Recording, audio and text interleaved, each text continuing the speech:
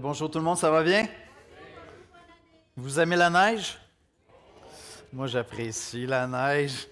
Quand vous voyez de la neige tomber, dites merci Yannick, tu as prié pour la neige. Pensez à moi. C'est un tout petit peu de ma faute, c'est surtout Dieu, là, mais je lui demande toujours de la neige. Ah là là. Très content de vous retrouver. On est un peu en début d'année. Je veux remercier Clément qui nous a conduits dans la parole dimanche dernier. Écoutez, on est rendu 123, je pense, sur le plan de lecture. Donc, c'est vraiment, vraiment intéressant. Plusieurs personnes partagent. C'est super encourageant. Et on commence l'année ensemble. On veut se lancer dans un texte qui va nous aider à réfléchir pour 2025. L'Église de l'Espoir, on a une vision qui nous aide un peu à visualiser, à voir comment on veut faire notre mission. Tous les chrétiens à travers toute la terre ont la même mission, faire des disciples de Jésus-Christ. Ça, c'est la mission de l'Église. Jusqu'au retour de Christ, c'est notre mission. On glorifie Dieu premièrement en annonçant l'Évangile. Mais chaque Église va le formuler un peu là où on est rendu dans notre cheminement, des choses à travailler ensemble, des choses qu'on trouve belles aussi. Et la vision de l'Église de l'Espoir, c'est vraiment, on prie d'être une Église émerveillée par l'Évangile de Jésus-Christ au service de la communauté. On va en reparler un peu plus, mais ça, c'est notre vision. On dit, Seigneur, on veut toujours être émerveillé par ton Évangile. C'est ça le moteur, c'est ça le carburant, c'est ce qui nous pousse dans la mission constamment. Et ce matin, on va retourner vers un passage que vous connaissez, plusieurs d'entre vous, possiblement par cœur. En fait, je suppose que plusieurs d'entre vous avaient entendu au moins 10 prédications, 10 messages sur ce passage-là, parce qu'on y revient régulièrement. Puis en même temps, c'est un passage fondateur. Je dirais que c'est le passage qui nous parle de la mission de l'Église. Vous aurez deviné, il s'agit de Matthieu 28, 19 à 20. Et on va regarder ça de plus près. Encore une fois, j'étais en train de me préparer cette semaine, puis c'est la première fois, je pense, que j'en prends conscience comme ça, comme pasteur depuis presque 30 ans. Je me suis dit, je pense que c'est un passage sur lequel on devrait revenir chaque année à l'Église. Carrément. De la même manière que depuis plus de 20 ans, le premier dimanche de chaque année est consacré au sujet de la parole de Dieu pour s'encourager les uns les autres à aller rencontrer le Seigneur quotidiennement dans la parole. Ça ne semble pas superflu de se rappeler une fois par année de dire « Hey, la Bible est où dans tes journées? La Bible est où dans tes semaines? Est-ce que tu viens rencontrer le Seigneur? Il est là, il t'attend, il est disponible, il veut te rencontrer. » Et juste s'encourager à commencer l'année avec ça, ça nous semble approprié. Ça fait plus de 20 ans qu'on fait ça, puis on dit « Ouais, je pense que, en tout cas, tant que je vais être là, on va continuer à faire ça. » Et là, cette semaine, je me disais « Ouais, mais Matthieu 28, 19 et 20, une fois par année en Église, c'est nécessaire. » C'est nécessaire, ça nous ramène à l'essentiel de notre mission et c'est ça qu'on va faire ensemble ce matin. Alors, on va aller dans la prière et notre frère Claude va venir nous lire la parole de Dieu. Seigneur notre Dieu, on vient devant toi ce matin vers un passage que beaucoup ici connaissent très bien. Et pourtant, Seigneur, alors que je l'étudiais, j'étais encore émerveillé par ta parole cette semaine. Je voyais encore une fois la beauté, la puissance de l'Évangile. Je voyais encore une fois, Seigneur, la richesse de tes Écritures qui m'aide à penser comme toi, qui m'aide même à t'adorer, Jésus, qui viennent ranimer une flamme dans mon cœur pour toi et pour la mission que tu nous as confiée. Et je te prie de venir nous parler ce matin individuellement, Seigneur. Nous avons la conviction que ton esprit est présent au milieu de nous, et si je suis chrétien, si tu es chrétien en nous, alors Seigneur, je te prie de nous parler ce matin. Que la voix de ton esprit, à travers ta parole, à travers ton serviteur, ton messager, vienne concrètement, Seigneur, nous inspirer, nous éveiller, nous réveiller. Qu'elle vienne, Seigneur, nous brasser, nous convaincre peut-être de péché, de repentance. Et Seigneur, même que ta parole vienne parler à celui qui ne te connaît pas encore. Que cette année 2025 soit l'année où tu deviens son sauveur, son Seigneur. Viens nous bouleverser ce matin, Seigneur. C'est en Jésus-Christ qu'on te le demande. Amen. Amen. Amen. Bonjour. Alors, la lecture de ce matin est tirée du livre de Matthieu, pardon, au chapitre 28, les versets 16 à 20, comme a dit Yannick tout à l'heure, dans la nouvelle édition de Genève. Donc, Matthieu 16 à 20 dans la nouvelle, Matthieu 28, 16 à 20, dans la nouvelle édition de Genève. C'est une mission qui est confiée aux disciples, nous dit le titre. Les 11 disciples allèrent en Galilée, sur la montagne que Jésus leur avait désignée. Quand ils le virent, ils l'adorèrent. Mais quelques-uns eurent des doutes. Jésus, s'étant approché, leur parla ainsi. « Tout pouvoir m'a été donné dans le ciel et sur la terre. Allez, faites de toutes les nations des disciples, les baptisant au nom du Père, du Fils et du Saint-Esprit, et enseignez-leur à observer tout ce que je vous ai prescrit. Et voici, je suis avec vous tous les jours jusqu'à la fin du monde. » C'était la parole de Dieu. Merci, Claude. Donc, je vous pose une question très, très subtile. Qu'est-ce qu'on va faire à l'Espoir en 2025? On va faire des disciples. C'est ça qu'on va faire. Faire des disciples avec toi et moi, parce qu'on n'est pas rendu. L'apôtre Paul disait, c'est pas que j'ai remporté le prix, je veux encore saisir Christ. Je veux saisir Christ comme j'ai été saisi par lui. Et donc, on va faire des disciples avec toi, avec moi, si tu es chrétien comme moi. Il y a encore pas mal de travail à faire, n'est-ce pas? Paul priait, il dit, jusqu'à ce que Christ soit formé en vous. Et là là, et là là.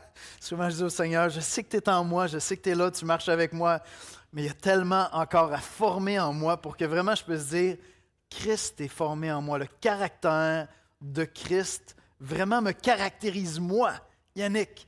Et donc, qu'est-ce qu'on va faire en 2025? On va faire des disciples avec toi, avec moi, dans nos familles, avec nos enfants. Avec nos enfants, on va leur partager l'Évangile.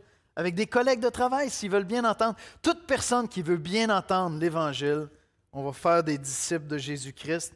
Parce que c'est notre appel, Matthieu 28, 16 et 17. Les 11 disciples allèrent en Galilée sur la montagne que Jésus leur avait désignée. Quand ils le virent, ils l'adorèrent. Mais quelques-uns eurent des doutes. Voici comment je résume l'exposé biblique de ce matin. Ce matin, ce qu'on va voir ensemble, c'est qu'être une Église émerveillée par l'Évangile nous engage cette année à répondre activement à l'appel de Jésus en tant que disciple, confiant dans son autorité et dans sa présence. Et dans sa présence. Hier, on a eu un service funéraire ici à l'Espoir, le service funéraire de Mme Simone Pitre-Saunier, une femme de Dieu. Si vous avez l'opportunité d'aller dans un service funéraire, des fois, ce n'est pas votre famille immédiate, mais de chrétiens qui ont marché fidèlement avec le Seigneur, c'est peut-être l'expérience la plus touchante et la plus belle que vous allez vivre dans votre vie. C'est vraiment très édifiant et ça a été touchant. Et j'ouvrais la célébration funéraire, puis j'ai partagé avec les gens parce que dans les services funéraires, on voit plein de gens que ça fait longtemps qu'on n'a pas vus. Des gens viennent d'un peu partout, tout ça. Là, je voyais du monde, ça faisait 5, 10, 15, 20 ans. Même un monsieur, je vais vous mentionner, ça fait peut-être 30 ans que je ne l'ai pas vu. Puis là, les gens me demandaient, ils disaient « Comment ça va Yannick? » Tout ça. Honnêtement, j'avais le goût de leur dire, je l'ai dit au début de la cérémonie, j'avais envie de leur dire, pas aussi bien que Mme Pitre, mais ça va bien. Ça va bien. Parce que Mme Pitre était une femme de Dieu, puis aujourd'hui est dans la présence du Seigneur. Bonheur total. Fringante, pimpante de jeunesse, elle voit son Sauveur. Et c'était vraiment un service édifiant parce que Mme Pitre était quelqu'un qui était engagé dans la mission, spécialement dans la prière. Alexandre Marquis qui a apporté le message de la parole. Dans les dernières années, Mme Pitre n'était plus à l'église ici, elle était à l'église de Saint-Hubert, l'église de l'Espoir à Saint-Hubert, tout près de chez eux, moins de mobilité. Puis Alexandre partageait, il a vécu la même chose que j'ai vécu pendant 20 ans avec elle. Chaque dimanche, religieusement, elle allait voir Alexandre, puis moi, elle l'a fait pendant plus de 20 ans. Elle venait me voir et elle me disait, « Yannick, je veux que tu le saches. Je prie pour tous les pasteurs. Tu le sais, je prie tous les jours pour tous les pasteurs. Je prie pour vos enfants, je prie pour ma famille, je prie pour tous les missionnaires. » Et Dieu a répondu à ses prières. Ses enfants sont tous au Seigneur. Et j'ai parlé avec certains de ses enfants. C'était beau à voir. Un de ses fils qui m'a dit, « Ça a pris 40 ans pour que ma foi se stabilise. Mais ma mère priait pour moi tous les jours. » Puis depuis des années, je marche fidèlement avec le Seigneur. C'était très, très, très édifiant. Et hier, au service, j'ai croisé un couple. J'ai une photo d'eux, Simon Roy, son épouse Danielle. Peut-être certains d'entre vous les connaissez. Simon, il me dit, Yannick, tu essaies de deviner j'ai quel âge? 91 ans. Alors moi, je l'ai connu, j'étais enfant, Simon. Simon, c'est un évangéliste. C'est quelqu'un de simple qui vient de l'île aux Grues. Il y en a qui savent c'est où l'île aux Grues? C'est une petite île. Déjà, savoir c'est où l'île aux Grues au Québec, c'est quelque chose, mais c'est une toute petite île. Puis c'est le paradis, je m'excuse encore une fois, là, mais de la chasse à l'oie blanche. Fait que mon père a été initié à la chasse à l'oie blanche à l'île aux Grues parce que Simon vient de l'île aux Grues. Et Simon vient de l'île aux Grues, donc imaginez le vocabulaire de Simon. C'est vraiment un gars de l'île aux Grues. Très, très simple. Un monsieur super sympathique. A parti un magasin de vélo à Montréal. Très réputé. Puis un évangéliste. Et Simon a joué un rôle important dans l'entrée de l'Évangile dans notre famille.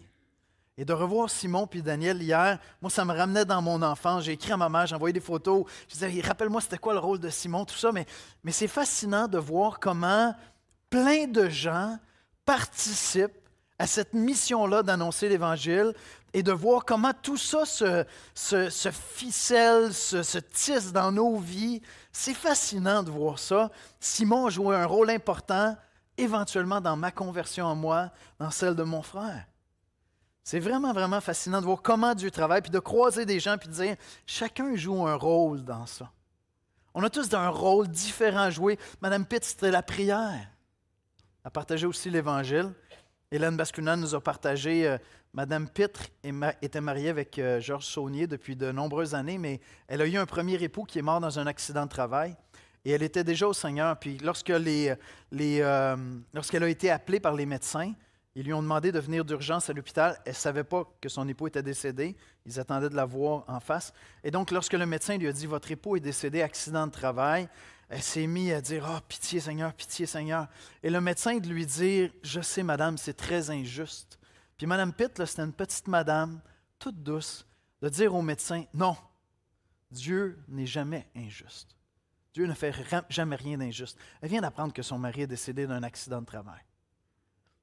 Elle était en train de faire l'œuvre de l'Évangile. À sa manière à elle, elle était en train de témoigner à ce moment-là. Ce matin, on va parler ensemble de l'espoir en 2025. On va parler de toi, de moi, de notre engagement dans cette mission-là que le Seigneur nous a confiée. À partir d'un passage qui est extraordinaire. Si tu ne le connais pas par cœur, tu devrais le mémoriser. C'est vraiment un beau passage. Et je pense que le Seigneur va amener encore d'autres lumières sur ce passage-là ce matin. J'ai été tellement béni. Et on va voir trois choses essentielles dans le passage. Premièrement, on va voir la cause et l'autorité de notre mission.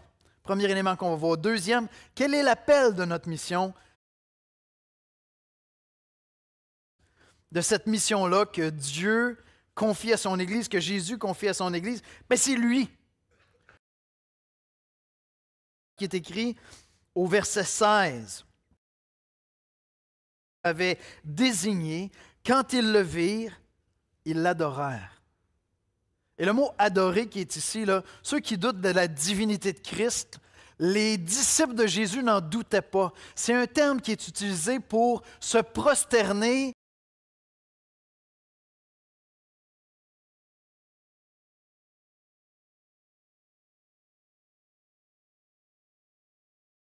Matthieu, les femmes qui découvrent Jésus ressuscité se sont prosternées, ont commencé à adorer Jésus. Les mages ont adoré Jésus au moment de sa naissance. Et les disciples qu'ils voient ressusciter sur la montagne, qu'est-ce qu'ils font? Ils commencent à l'adorer. Parce que Jésus est digne d'adoration. Jésus n'est pas simplement un sage. Jésus n'est pas simplement celui qui a créé une grande religion, qui a bouleversé l'humanité, qui a façonné l'Occident, qui est en train de façonner partout les gens dans le monde. Vous savez que l'Évangile avance, là où l'Évangile avance le plus rapidement et depuis plusieurs décennies, vous savez c'est où? C'est en Chine. C'est en Chine, là où c'est illégal de faire partie d'une église qui n'est pas attachée à l'État, dans laquelle le pasteur ne soumet pas son message, sa prédication à quelqu'un du Parti communiste. Mais c'est en Chine que l'Évangile avance le plus rapidement. Jésus n'est pas simplement quelqu'un qui a parti une grande religion. Non, Jésus est digne d'adoration. Parce qu'il est Dieu le Fils, Dieu incarné, fait homme fait tellement homme qu'il meurt sur la croix et il ressuscite d'entre les morts. Ressuscité d'entre les morts. Il est digne d'adoration, il est merveilleux. Il est la cause de notre mission. Tu rencontres Jésus, tu découvres Jésus, tu commences à découvrir un être qui mérite d'être adoré. Je veux dire, tu ne gardes pas ça pour toi, là? Le meilleur film que tu es allé voir l'an dernier, tu en as parlé à quelqu'un, on s'entend? Tu es allé voir un film, tu as dit « Hey, c'est le film de l'année ». Tu n'es pas sorti de là en disant « Il ne faut pas que j'en parle à personne ». Mais non, on t'en a parlé à quelqu'un, tu sais. Toutes les choses qui nous excitent, qui « Wow, c'est génial, quelle expérience ». Là, de ce temps-ci, les gens autour de moi entendent parler d'escalade. Je ne sais pas pourquoi. J'ai aucune idée. Mais là, imagine, tu rencontres Jésus. Qu'est-ce que tu fais? Tu parles. Tu en parles, je veux dire, tu as trouvé un être qui, plus tu apprends à le connaître, plus tu as envie de l'adorer, tu as envie de lui chanter des cantiques de louange, d'aller dans la prière pour lui parler, tu veux le découvrir, tu n'en finis pas de l'étudier. Je veux dire, tu te mets à en parler. Jésus est la cause de notre mission. Parce qu'il est merveilleux. Parce qu'il est un être merveilleux de qui on veut parler, dont on veut partager le nom.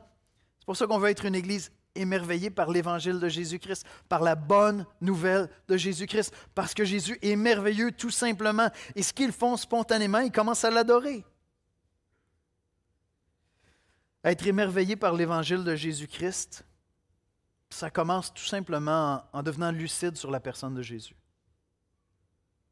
Tu entends parler de lui, tu entends parler de ses histoires, tu entends parler de ce qu'il a fait, tu dis « OK, il est quelqu'un, Jésus, il est impressionnant, tu sais. » Mais il y a un moment où le Saint-Esprit vient, prend toutes les vérités que tu as entendues concernant Jésus, que tu as lues dans la Bible, qu'on t'a raconté, que tu as entendu des messages, et le Saint-Esprit vient illuminer, le terme que l'apôtre Paul utilise, c'est « il vient éclairer » ton cœur, et ces vérités-là qui étaient un peu distantes, qui étaient comme « Wow, tu sais, ça serait une belle destination voyage, aller visiter Jésus. C'est un voyage que j'aimerais faire un jour. » Puis là, tout d'un coup, non, tu es rendu sur la plage. Là.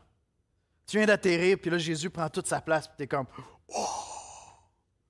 J'avais entendu parler de toi, maintenant mon cœur t'a vu. » Parce que le Saint-Esprit est venu illuminer ton cœur, éclairer quelque chose. C'est une œuvre surnaturelle, c'est une œuvre spirituelle, c'est le Saint-Esprit qui le fait. La cause de notre mission, c'est Jésus-Christ.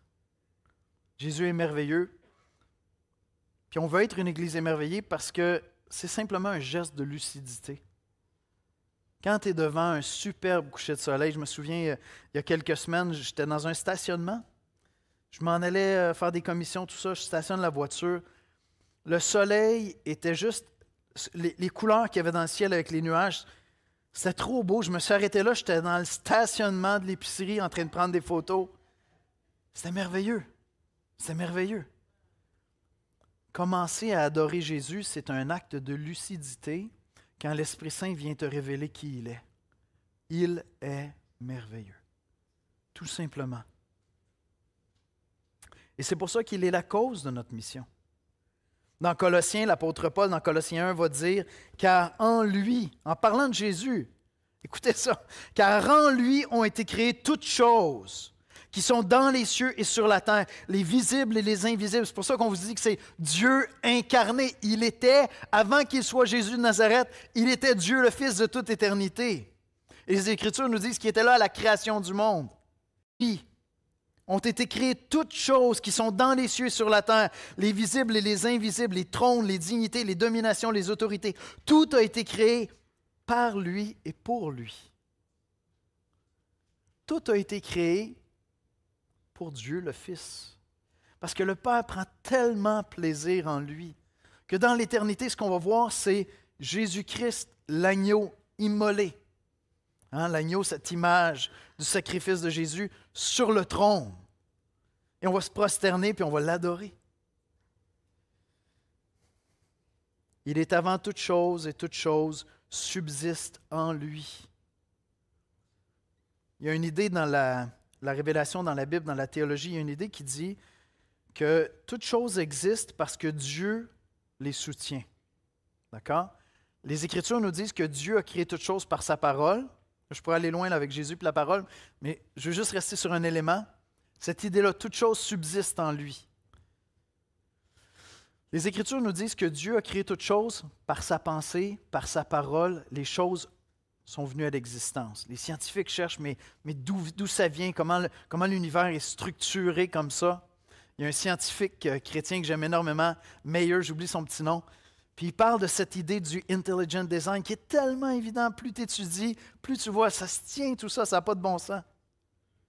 Les Écritures vont plus loin que de dire que Dieu a conçu le monde et que Dieu a créé le monde. Les Écritures nous disent que Dieu soutient le monde.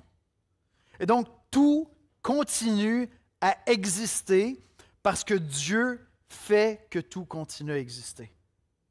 Et si Dieu décidait en un instant que plus rien n'existe, plus rien n'existerait, sauf lui. Parce qu'avant le temps, avant l'espace, avant toute chose, Dieu est. Et là, les Écritures me disent ici dans Colossiens que c'est en Jésus-Christ que toute chose est soutenue. Toute chose subsiste en lui. Il est quand même merveilleux, là.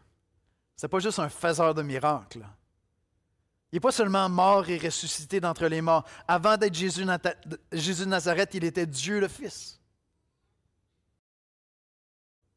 Et donc, de tout temps, il est, avant le temps, il est, avant l'espace, hors de l'espace, il est. Tout subsiste en lui, nous disent les Écritures. Tout a été créé par lui et pour lui. Et quand tu réalises que cet homme-là de Nazareth qui est né dans une étable est en fait tout ça, dire dans cette idée-là que ton âme, c'est le but ultime de toute la Bible. Hein? Dieu qui veut être parmi son peuple, avec son peuple, vivre au milieu d'Israël. Cette idée-là d'être avec son peuple, et ultimement, tout ça se réalise en Jésus-Christ par l'Esprit Saint qui vient en nous. Et donc, on est unis à lui. Tu lis ce bouquin-là, mes amis, Jésus est merveilleux. Ça n'a aucun bon sens. Donc, si tu as un livre à lire en 2025, c'est ma recommandation pour 2025. L'année est tôt, là. Il n'y a rien qui va battre ça cette année, je te dis. Je jubile quand je lis ça. Parce que Jésus est la cause de notre mission. Et voyez-vous, Jésus est l'autorité de notre mission. C'est ce que Matthieu nous dit ici. Après sa résurrection, Jésus déclare qu'il règne sur tout. Sa mission est donc infaillible. Verset 18, Jésus s'étant approché, leur parlant ainsi, « Tout pouvoir m'a été donné dans le ciel et sur la terre. » On vient de dire que toute chose subsiste par lui. Le Père lui a donné tout pouvoir, toute autorité. C'est l'autorité qui est derrière notre mission. Cette mission-là est infaillible parce que celui qui la propulse est infaillible. Il est ressuscité d'entre les morts, il a vaincu la mort, il a vaincu le péché, il a vaincu le diable. Vous voyez le mal avancer dans le monde, puis des fois on est découragé. Mais ultimement, le mal est déjà vaincu. Christ l'a vaincu à la croix et il revient bientôt. Notre message à nous, c'est simplement, je veux te parler de cet être-là qui a vaincu la mort, qui a vaincu le diable, qui a vaincu le péché et qui revient bientôt. Je veux que tu sois un adorateur avec moi. Tout ça, c'est triste. Mais attends, ce n'est pas l'issue de l'histoire. L'histoire est belle et glorieuse. Comment tu vas, Yannick? Pas aussi bien que Mme Pitre. Mais bientôt, très bientôt, je vais aller aussi bien que Mme Pitre. Quand je vais voir mon Sauveur face à face, je vais aller aussi bien que Mme Pitre, je vous l'assure. La souveraineté absolue de Jésus sur sa mission, tout pouvoir lui a été donné. Cette autorité-là nous donne l'assurance d'ouvrir la bouche avec nos enfants, au travail, avec nos voisins. Peu importe si les gens nous disent « Ah, écoute, ça ne m'intéresse pas. » C'est bon, je respecte, pas de problème.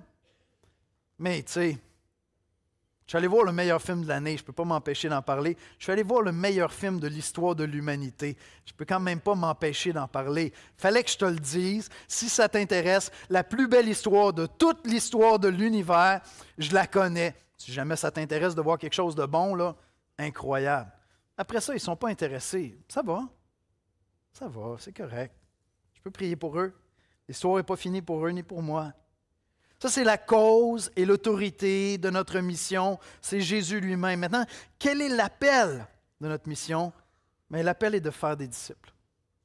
Nous sommes appelés à faire des disciples de Jésus-Christ. Et si tu n'es pas chrétien, c'est peut-être le moment où tu vas être offensé. Tu vas dire, aïe, je savais, c'est toute une gang de prosélytistes. Eux autres, ce qu'ils font, c'est qu'ils veulent faire des disciples. Je me confesse, c'est le but de ma vie.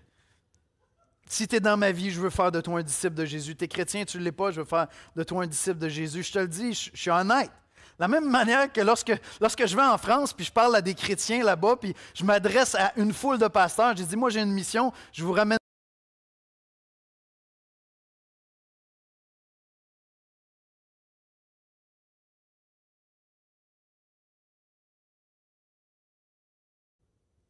tout simplement. C'est notre appel, notre mission, c'est aller, faites de toutes les nations des disciples, les baptisants et les enseignants. Notre mission, c'est de faire des disciples. Le cœur de l'ordre de Jésus, c'est de faire des disciples. Pas simplement aller, je reviens là-dessus, mais c'est de faire des disciples. Voyez-vous, à l'Espoir, on s'est donné une définition de ce que c'est un disciple de Jésus-Christ. Ça va avec notre vision, vous allez voir, ça résonne. Un disciple de Jésus-Christ, c'est celui qui a la joie de croire en Jésus et qui consacre sa vie à le suivre par la puissance de l'Esprit. Does it make sense? Ça, c'est un disciple de Jésus-Christ. C'est celui qui a la joie de croire en Jésus. C'est un cadeau, la joie de croire en Jésus. Moi, je connais du monde tellement plus brillant que moi qui ne croit pas en Jésus. Puis je leur parle de Jésus et je dis « Ah, c'est intéressant tout ça, mais tu sais, c'est pas pour moi. J'ai pas la foi. » Non, quand tu as cette joie-là, de croire en Jésus, c'est un cadeau que Dieu t'a fait. Et ça te procure une joie qui est incomparable. Il n'y a rien dans ce monde qui est comparable à cette joie-là. C'est celui qui a la joie de croire en Jésus et qui consacre sa vie à le suivre par la puissance de l'Esprit. Donc, j'ai un devoir pour toi en commençant 2025. Si tu es chrétien comme moi, quand tu lis cette définition et que tu penses à ta vie, à toi comme chrétien maintenant, c'est quoi les points faibles dans ta vie actuellement? Qu'est-ce qui colle pas avec ta réalité, ton expérience? La joie? Tu as perdu la joie d'être là, marcher vers la puissance de l'Esprit. Je ne comprends pas. Super sujet à étudier en 2025. C'est vraiment glorieux, c'est vraiment extraordinaire. Donc tu dis, je manque de consécration. Ou tu dis tout simplement, je n'ai pas la joie de croire, je ne crois pas. Je ne suis pas encore un disciple. Qu'est-ce qui cloche chez toi dans cette définition-là? C'est peut-être ça ton projet pour t'engager dans la mission en 2025.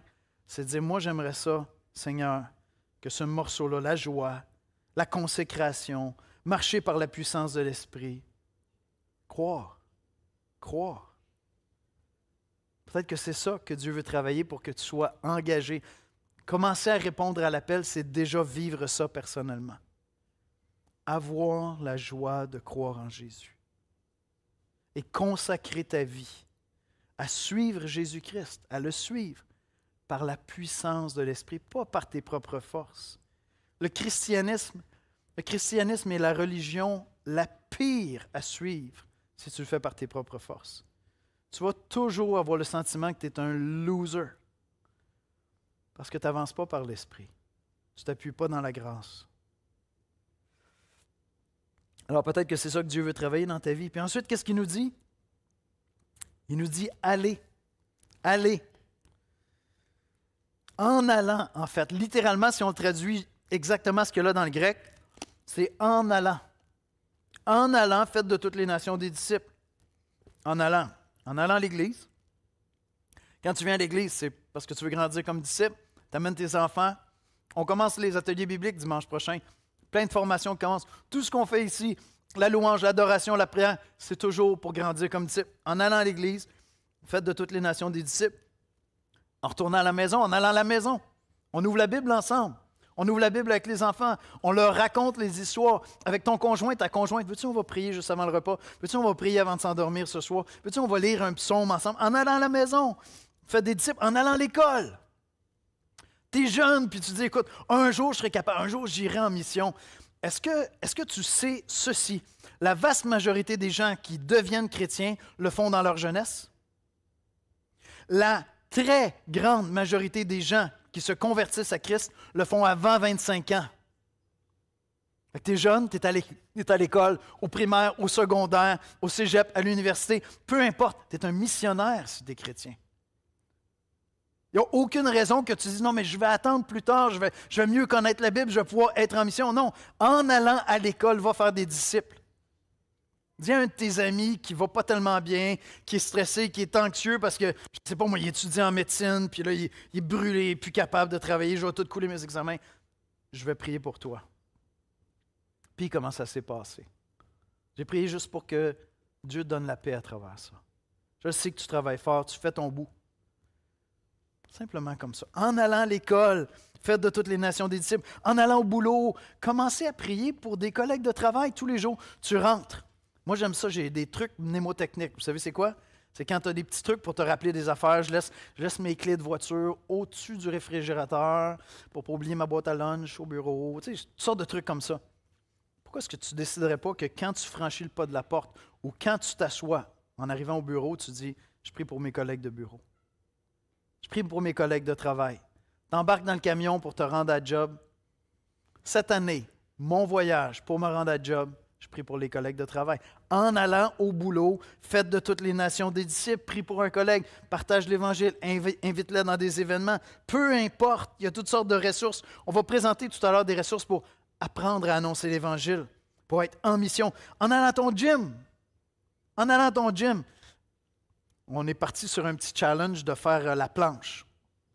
Vous savez c'est quoi? Plank.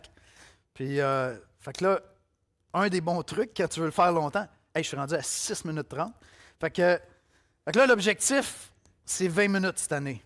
Ça commence à être long, tu sais. Fait que je compte les petites craques dans le tapis pour me distraire. Mais tu peux faire d'autres choses aussi. Tu peux prier. Parce qu'à un moment donné, c'est ça qu'il faut que tu fasses. Fait que tu t'en vas à ton gym, là, la fonte, c'est cool, là, tu sais, mais c'est correct. Tu peux prier. Tu peux prier pour les gens qui sont là. Il y a tellement des belles conversations quand on s'entraîne puis on commence à connecter avec les gens. C'est vraiment intéressant. En allant à mon gym, en allant en vacances. En allant en vacances, je prie, Seigneur, je ne connais personne ici, présente-moi quelqu'un, on va avoir une conversation. En allant en vacances, en allant en mission court terme. Il y a plein d'opportunités pour partir sur le champ missionnaire court terme. Si tu es un parent d'adolescent, là je vais dire quelque chose qui pourrait te coûter des milliers de dollars, je suis désolé.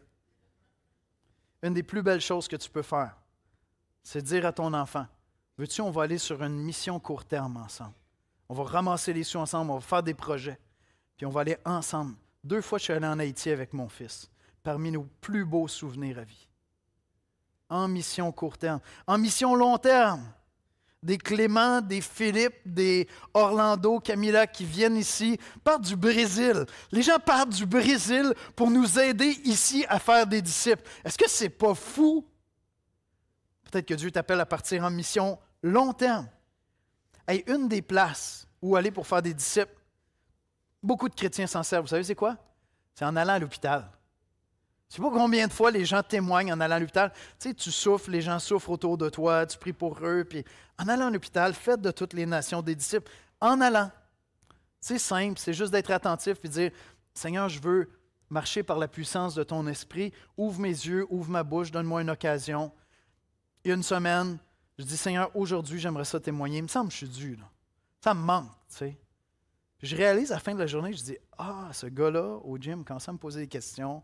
On s'est mis à parler. Il est revenu me voir après. Il m'a dit, hey, j'ai vraiment aimé notre conversation. J'aimerais ça qu'on continue une autre fois. Et on s'en allait, là. On était pas mal là-dedans. Pas mal là-dedans. En allant. Et il y a 2 actions essentielles pour répondre à l'appel, baptiser et enseigner. Baptiser et enseigner. Notre objectif, en annonçant l'Évangile, c'est de voir des gens tellement bouleversés par l'Évangile qui disent, moi, je veux passer par les eaux du baptême. Je veux m'afficher, je veux m'identifier avec Christ. Je sors du garde-robe, je suis chrétien. J'invite tous mes amis à l'école, j'invite mes collègues de travail, j'invite ma famille. Confession, I'm a Jesus freak. Tu savais que j'étais spécial, hein? Viens à mon baptême, tu vas comprendre pourquoi. Tu vas comprendre pourquoi. 2 éléments essentiels, 2 actions essentielles, les baptiser et puis les enseigner. Peut-être que Dieu t'appelle à aller vers un nouveau chrétien, aller vers un collègue de travail, aller vers quelqu'un ici qui dit « Je suis nouveau dans la foi, je ne m'y retrouve pas dans la Bible. » Yannick nous a parlé d'un plan de lecture de la Bible. Je ne sais même pas comment me brancher sur cette affaire-là.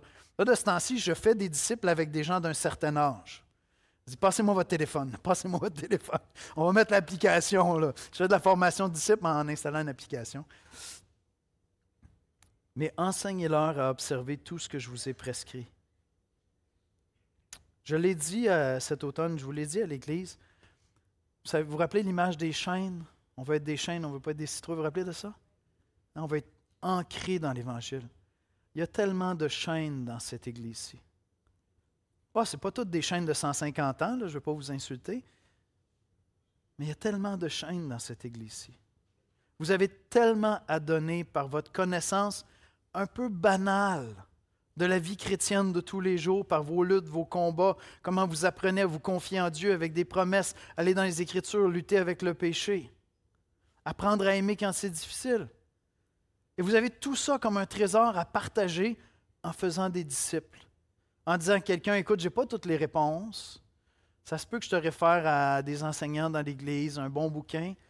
Mais si ça te tente qu'on prie ensemble chaque semaine, ça, je suis prêt à faire ça avec toi. Ça, je suis prêt à faire ça avec toi. On va prier ensemble, puis on va juste partager ce qu'on est en train de découvrir. On va se prendre une plaquette, un petit bouquin, puis on va lire ça ensemble. Et vous savez quoi? Vous allez bénir cette personne-là comme vous ne pourriez jamais l'imaginer. J'ai eu ce privilège-là quand je me suis converti.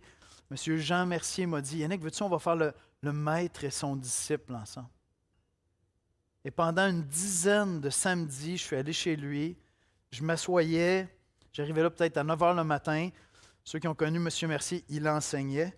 Fait que je me relevais à 3 h de l'après-midi, j'avais tellement envie d'aller aux toilettes. Là. Mais M. Mercier enseignait, vous comprenez? Fait qu'on a étudié ensemble. Le maître et son disciple, c'est simple, tu sais. Qu'est-ce que la Bible? Qu'est-ce que la prière? Qu'est-ce que l'Évangile? Qu'est-ce que tu fais avec ton argent quand tu es chrétien? Je me souviens, première leçon avec ton argent. Il dit, tu gagnes combien d'argent? Moi, j'étais étudiant à l'époque, pas grand-chose. Mais il dit, bon, OK, fait que tu gagnes ça par semaine, OK, 10 % de ça. Là, tu veux mettre Dieu à l'épreuve, tu veux marcher par la foi, 10 % de ça, ça donne ça. Ça, c'est ton premier item. Le reste, c'est pour vivre. Tu vois, Dieu va te bénir. Hey, j'ai fait ça toute ma vie. Puis à un moment donné, il y a un pasteur qui m'a dit, quoi, tu donnes juste 10 % tu n'as pas appris à grandir par la foi. Aïe, aïe, OK. Non, mais c'est vraiment excitant. Ma vie chrétienne est excitante parce que je mets Dieu à l'épreuve constamment. J'essaie de me consacrer à le suivre par la puissance de l'Esprit. M. Mercier m'a enseigné ça. Il a déposé ces principes-là dans mon cœur au tout début de ma vie chrétienne. Je venais de me convertir. Ça ne me quittera jamais, vous comprenez? C'était simple, le maître et son disciple. On n'était pas dans à quelle date exactement Jésus doit revenir. Je ne comprends pas tout à fait la Trinité, l'inspiration des Écritures. Il y a quand même des choses difficiles. On n'était pas là-dedans. Là. C'était simple, simple. Dieu t'a donné toutes ces connaissances-là. Si ça fait 5 ans que tu es chrétien, tu sais tout ça. Et ça se peut que ce soit comme ça que tu t'investisses dans la mission cette année. Tu es jeune, tu es déjà en mission à l'école. Tu peux partir en mission court terme. Tu as des ados, mission court terme, je te dis, c'est une bonne idée. Accompagner une personne dans le plan de lecture de la Bible. Trouve une personne âgée, sois attentif, qui va dire « Ah, j'aurais aimé ça embarquer, mais je ne comprends rien. » J'essaie d'expliquer le concept philosophique du Wi-Fi à une personne âgée cette semaine. Le Wi-Fi. Mais si je l'aide à embarquer avec nous, on va être béni toute l'année, à lire les méditations, à lire les commentaires de tout le monde. Commence à prier tous les jours pour tes collègues de travail. Trouve-toi un truc mnémotechnique là, qui fait que quand tu arrives à tel endroit, tu vois telle affaire, tu mets la clé dans la porte, prière. Je prie. Tu passes devant les postes de tes collègues, tu commences à prier pour eux. Je ne sais pas, Dieu va t'inspirer, mais il y a toutes sortes de manières qu'on peut le faire. Répondre à l'appel d'aller faire des disciples en allant à l'église, à la maison, à l'école, au boulot, au gym, en vacances, en mission, court terme, long terme, peu importe. On a vu ensemble quelle est la cause de notre mission, c'est Jésus, parce qu'il est merveilleux. C'est là que se trouve l'autorité, c'est en lui. On a vu l'appel de notre mission, c'est d'aller faire de toutes les nations des disciples. Et si tu es chrétien comme moi, tu es appelé à embarquer dans cette mission-là. Et on va le voir encore plus avec le dernier élément. Dernier élément pour terminer, la promesse qui soutient notre mission.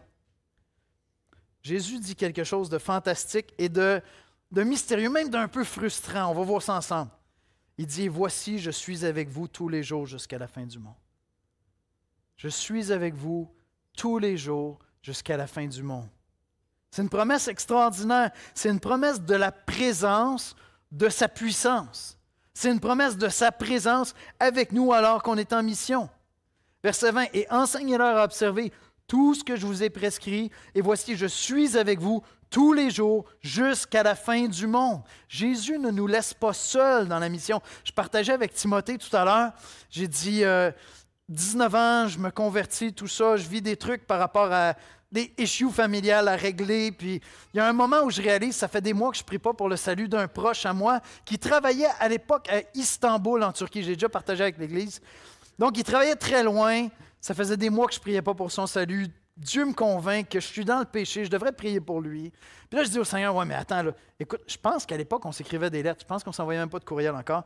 Fait que là, je dis au Seigneur, j'ai dit, je me repens, je vais prier tous les jours, mais il faut que tu envoies quelqu'un pour lui parler de Jésus. Il est loin. Il est à Istanbul, en Turquie. Je reçois une lettre quelques mois ou quelques semaines plus tard, je ne me rappelle pas, d'un certain Guy Leduc, missionnaire en Turquie, qui est là comme géologue pour faire des recherches sur l'Arche de Noé, mais qui est là aussi pour annoncer l'Évangile. Et puis Guy m'écrit, il dit, est-ce que tu aurais un père qui s'appelle Jean-Pierre Étier? Il dit, j'ai appris qu'il y avait un autre Québécois qui était là à Istanbul. On s'est rencontrés, puis on a découvert que tous les deux, on a été initiés à l'escalade sur glace par la même personne. On a connecté. Je suis allé chez eux, j'ai rencontré son épouse, j'ai parlé de Jésus. Est-ce que Jésus est présent, oui ou non? Je me repens, je prie, je ne peux pas agir plus que ça. Il envoie Guy Leduc. Je n'aurais jamais fait une meilleure job que Guy Leduc. Sérieusement. Il est là, avec nous, dans la mission. Il est engagé avec nous dans la mission. Il nous a donné une promesse incroyable. Il dit, je suis avec vous tous les jours jusqu'à la fin du monde. Alors, je ne sais pas quel est l'élément de ton champ de mission où tu dis, j'y arriverai pas, je suis découragé, j'ose plus prier, je veux pas m'investir, je n'ai pas de facilité à parler, Seigneur. Moi, je suis Aaron. C'est dur pour moi de parler. Jésus est avec toi. Jésus est vraiment avec toi. Le hic avec les promesses dans la Bible, c'est qu'il faut les croire. C'est ça l'inconvénient avec les promesses, c'est que ça demande d'y croire. C'est un peu comme quand tu te maries, il faut quand même que tu y crois. Dis oui, je le veux. Tu y crois au moins là, tu sais. Ben, c'est le seul hic avec les promesses. Jésus nous dit. Puis en général, c'est un gars de parole, Jésus. Il est quand même assez fiable. Puis il nous dit, je suis avec vous tous les jours jusqu'à la fin du monde. Quel est le champ de mission, là où Dieu t'appelle à aller faire de toutes les nations des disciples? Peut-être c'est à l'Église, peut-être c'est quelqu'un qui te dit, hey, je me cherche quelqu'un qui pourrait s'investir un peu dans ma vie. J'ai besoin d'une femme mature qui pourrait m'aider à grandir, juste être redevable, prier ensemble, tout ça. Puis là, tu dis, oh boy, j'ai déjà fait une fois, ça a tellement mal terminé. La personne m'a dit, écoute, tu m'as abîmé. Je me suis dit, plus jamais je vais faire ça, je vais laisser ça aux experts. Je ne sais pas c'est quoi. Jésus te dit, je suis avec toi tous les jours jusqu'à la fin du monde. Le hic, c'est qu'il faut les croire, ces promesses-là. Et je veux juste prendre un instant pour m'adresser à ceux qui sont là et qui disent, regarde Yannick, tout ça, Jésus, c'est cool, mais j'ai de la difficulté à croire. J'ai quelqu'un qui m'a dit cette semaine, il dit, je lutte beaucoup avec des doutes. Il y a des gens qui ont de la difficulté à devenir chrétiens parce qu'ils ont de la difficulté à croire. Bien, c'est plein dans ce texte-là, dans ce passage-là, de gens qui ont de la difficulté à croire. Les quelques versets qui précèdent, c'est le moment où les soldats qui découvrent que le tombeau est vide, puis que ben là, leur vie est en danger, parce qu'un soldat romain qui quittait son poste, qui laissait un prisonnier se pousser, sa vie est en péril. Littéralement, ça pouvait être le châtiment reçu. Et donc là, ils s'en vont vers les autorités et disent, écoutez, on ne sait pas ce qui s'est passé. Le corps n'est plus là. Alors les autorités disent, regardez, on vous donne de l'argent, on sauve votre vie, on s'entend sur une histoire. L'histoire que vous racontez, c'est que vous êtes fait voler le corps. Déjà, des soldats romains qui racontent qu'ils se sont fait voler un corps, ça ne fonctionne pas. Tu devais mourir pour protéger. Mais c'est ça qui a circulé partout à l'époque. Et il faut comprendre que même à l'époque, c'était difficile de croire. Matthieu nous dit que Jésus est ressuscité d'entre les morts. Jésus les rejoint sur la montagne. Vous avez lu comme moi ce qui est écrit dans le passage? Ils l'adorèrent, mais quelques-uns doutèrent. Tu as Jésus ressuscité devant toi, tu as touché, trou dans les mains, tout le kit. La Bible est tellement honnête. J'apprécie tellement ce que Matthieu fait ici. Il dit, regardez, on est des incrédules crasses. Jésus est là devant eux, il doute. Il est ressuscité. Il y a quelqu'un qui m'a dit cette semaine, je lutte des fois avec des doutes, puis il dit, tu sais-tu quoi, ce qui est le pire, c'est que je me dis, s'il apparaissait devant moi, je me dirais que j'ai eu une hallucination. J'ai trouvé ça honnête comme réflexion. Il s'examinait sur ses défis à croire, puis ses luttes. Mais j'ai une petite nouvelle pour vous. Tous les chrétiens doutent parfois. Tous les pasteurs. Si vous rencontrez un pasteur qui vous dit qu'il ne doute jamais, là, dites-vous que Jésus a pardonné les mensonges aussi. Tout le monde doute par moment. Il arrive une épreuve, tu es bouleversé, puis il y a tellement de souffrance que c'est comme Dieu devient... Là, il n'est plus là. Tu as l'impression que tu es seul avec toi-même, puis Dieu n'existe plus. Tout le monde a des moments de doute. Douter, c'est normal. Mais moi, je crois que beaucoup de gens ne deviennent pas chrétiens, pas parce qu'ils ne peuvent pas croire qu'il y a un être aussi merveilleux qui existe, mais parce que croire en Jésus, cet être extraordinaire, ça demande de s'engager entièrement. Si vraiment tu crois que Jésus est ressuscité d'entre les morts, qu'il est Dieu le Fils incarné, si vraiment tu crois qu'il est venu sur la terre pour le pardon de nos péchés, si vraiment tu crois qu'il pourrait t'amener à te réconcilier avec Dieu, si vraiment tu crois ça, tu vas devoir engager ton cœur en entier. Mon épouse et moi, on est mariés depuis 30 ans, plus de 30 ans. Vous savez quoi? Moi, je crois dans le mariage. Une des choses que je demande le plus à Dieu pour mes enfants, c'est que tous les deux vivent un mariage chrétien. Je crois dans le mariage. La preuve que je crois dans le mariage, ça fait plus de 30 ans qu'on est mariés. Tu sais, si tu y crois vraiment, il faut que tu t'engages. Si tu crois vraiment dans l'amitié, tu vas tout risquer. Tu vas risquer d'être blessé, tu vas risquer d'être offensé. Tu crois dans l'amitié. Il y a des gens qui ne croient plus dans l'amitié. Ils n'en ont pas d'amis, ils sont seuls dans leur coin. Ils ont été blessés, ils ne croient plus dans l'amitié. Si tu crois en Jésus-Christ, vraiment, tu sais qu'il y a un prix à payer.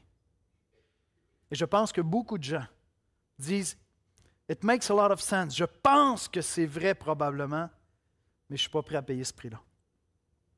Et peut-être que tu es là.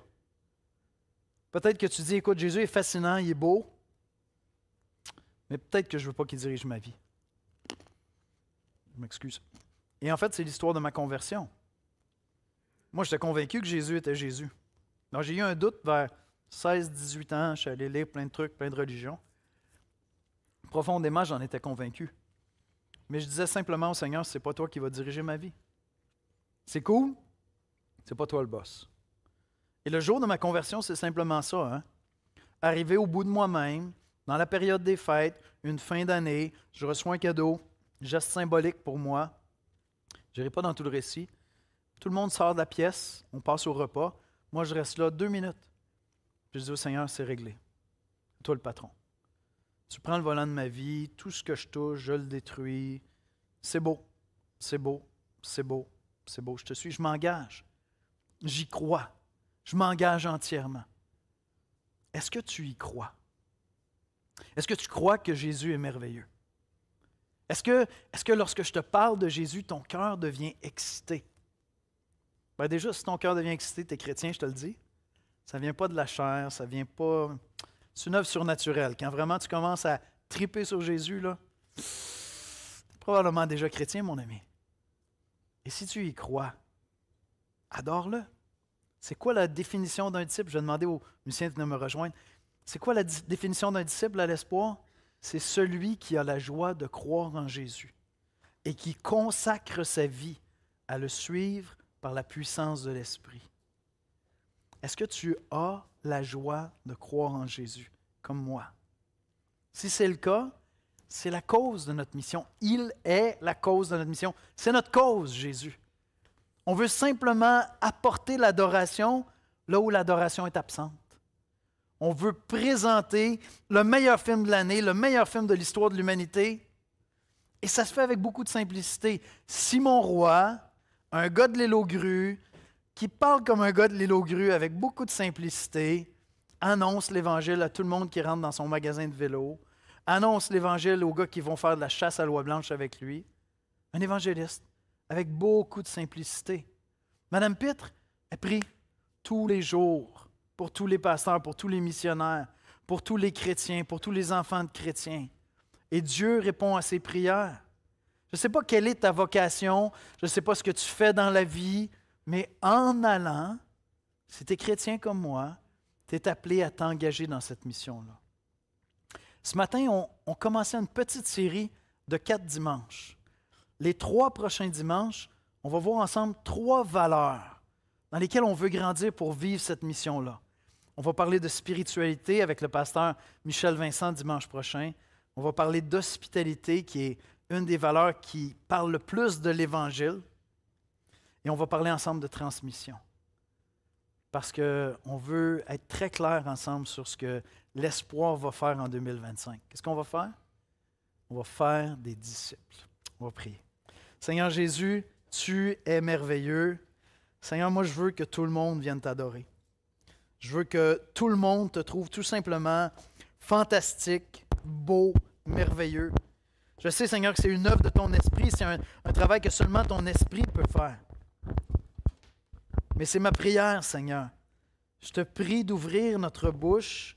Je te prie d'ouvrir nos cœurs pour aller dans la prière. Je te prie d'ouvrir nos yeux pour être attentifs. Comment je peux m'investir dans la formation de disciples auprès d'une personne autour de moi, en me joignant à un groupe connexion, en ouvrant la Bible avec un frère, une sœur, en m'impliquant dans un ministère, en suivant des ateliers pour grandir moi-même comme disciple cette année. Qu'est-ce qui cloche dans la définition d'un disciple et qui n'est pas présent dans ma vie à moi, Seigneur?